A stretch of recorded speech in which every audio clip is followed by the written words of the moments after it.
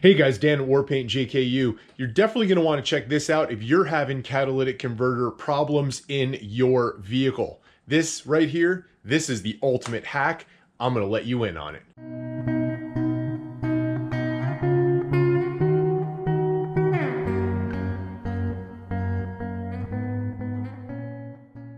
Giveaways.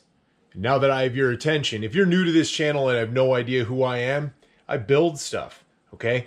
I re-gear axles and build them. I build Jeeps on crazy suspensions. We do crazy off-road stuff, and you know, we have a lot of fun doing it. So if you're interested in learning that stuff from a normal guy that does it all on a normal budget with my own two hands and shows you how, make sure you subscribe and like this video.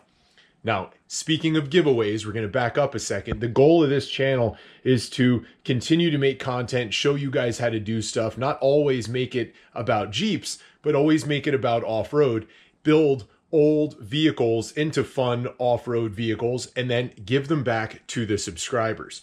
So if you want maybe a chance at winning something, make sure you subscribe to the channel. And like I said, like this video. But back to the matter at hand. How to make your catalytic converter happy after you start getting a code telling you that you need to replace it. This is for off-road use only, all right? Always follow all the local laws, regulations, EPA standards, all of that stuff, because we obviously all want clean air to breathe for us, our kids, our pets, the neighbor you hate. Everybody wants it, right? But if you're tired of that off-road vehicle throwing that check engine light on in your face, telling you that you need a new cat, and if it runs good, you might not need a new cat, and this is the cheap hack in order to work around that and get that light to shut off. Now, in order to understand how this works, you first need to understand your catalytic converter. So I'm going to very quickly, very basic way talk about it. Let's pretend this is an exhaust pipe. Let's pretend you have a cat right in the middle. Every exhaust pipe has two O2 sensors, okay? It's got one before the cat, one after the cat. Now, the job of those O2 sensors is to basically read the air that's coming out of your motor. The first one says, wow, that air's dirty. And the second one after the cat says, wow, that air's a lot cleaner. That catalytic converter is doing its job. If your catalytic converter is not doing its job as well, okay, this second O2 sensor down here will say, you know what, there's not as much of a difference. This one said really dirty air, and it went through my cat, and it's still kind of dirty. You need a new cat. But here's the thing with that, okay? Because of standards that are out there and us all wanting clean air for the neighbor we hate to breathe, the efficiency level, okay, you'll usually get a code in your motor that says something like, you know, catalytic converter below threshold, okay? Basically, all that means, it's a generic code across all vehicles. And all that basically means is that your catalytic converter is not functioning at the standard efficiency. Now, particularly in vehicles like newer Dodges. I can't speak for all vehicles, but they all have an efficiency. 95% is basically the threshold where your light will, your cat or your engine will be happy with your cat or not. So if it drops to like 95, 94, 90% efficiency, it'll say, wow, man, this cat's garbage. 90%. I don't know about you guys, but when I was in college, a 90 was still pretty good. This is the workaround. And again, I'm going to preface it, off-road use only, and sometimes this may not work. If your cat is damaged to the point where your vehicle is running terribly, this is not going to work for you, okay? If your cat is removed from the vehicle for whatever reason, this probably won't work for you.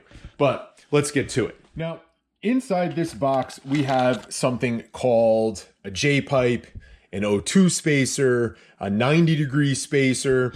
There's a lot of different names for this. And the mistake most people make when you search for an O2 spacer is it's usually just a straight piece of tubing. It doesn't have a curve to it. Those never work. Okay, so if you've tried this before and you're like, oh, I've done O2 spacers, they don't work. You got to try these. Now, The way exhaust flows, right, is it obviously flows the path of least resistance, kind of like water. So if you put this on your second O2 sensor, you want the first one to say, wow, that exhaust is dirty. After it goes through the cat, you want the second one to say, wow, it's a lot cleaner. Well, if your exhaust goes through and takes that path of least resistance, it's very difficult for it after you install this, for the exhaust to flow up, go reverse course, and then get to your O2 sensor, which you would put in this side. There are lots of different ones on the market, but what it basically does is it allows that O2 sensor to read less exhaust. Okay, and reading less exhaust, the concentration of all the nastiness in the exhaust, it lowers it, right? So the O2 sensor thinks that it's running cleaner than it actually is.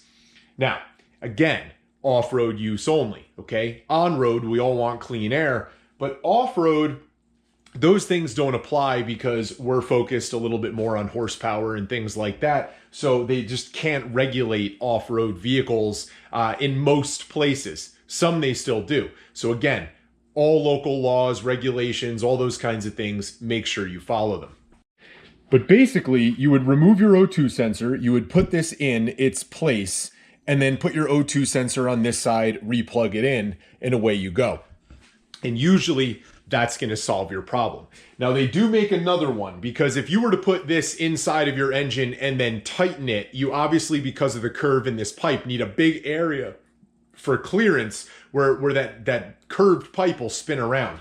If it hits a motor mount, a fender well, something like that, they do make other ones that are two-piece that still have a 90-degree bend, but they go in as two separate pieces to allow you to not have to turn it with that big clearance. So you just got to find the one that's right for you. Most O2 sensors are generic thread, so you don't have to go crazy wondering if it's meant for your vehicle or not, and give it a shot.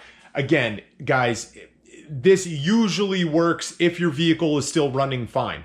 I know, for example, on one of my vehicles, the light actually will go on and off on its own. So I know it's flirting right on the edge of that efficiency threshold, because sometimes it's efficient enough and the light goes out. Other times it comes back on. So I know something like this will work. And again, the vehicle is still more than 95% efficient. Guys, I'm not worried about it, right? 95%, that's still better than most other vehicles that are out there on the road that have lower threshold ratings.